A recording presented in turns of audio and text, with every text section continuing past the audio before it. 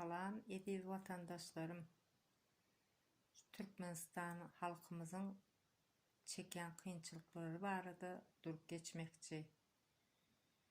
Eğer bir ülkenin camilerinde, mescitlerinde oğurlanmasın deyip kapağı kulup koyulayan bolsa, imamlar kömek için yığınanan pulları oğurlayan bolsa,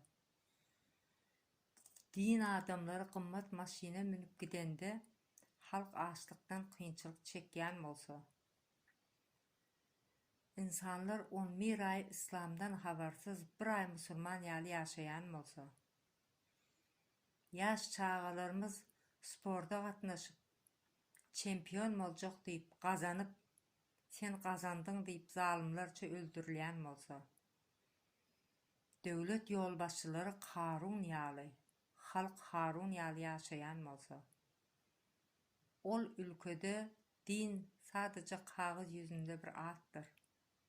Adalet bolsa sadece duvarda bir suratdır. Türkmen halky Türkiýede, Russiýada, Amerikada, Şweýsariýada, şol ýaly daşary ýurtlarda galanda Türkmenistan ony Türkmenistanyň içine almaýan bolsa,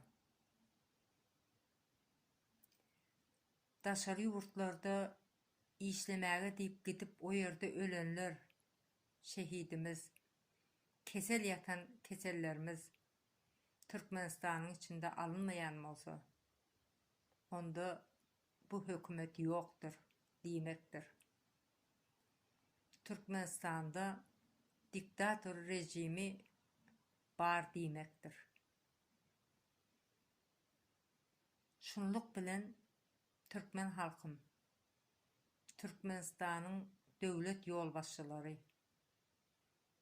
immigrasiýa işgärleri, konsulluklar hemmäňizden haýyş edýän, Türkmenistanyň ýoluny açyň. Samalyot uçsun, halk Türkmenistana gitsin. Ýoluň açylmagyny haýyş edýän hem bütün Türkmenistanlaryň adyndan talap edýäs. Ýollaryň açylmagyny talap edýäs. Hoş sag bolun, saglykda görüşeliň.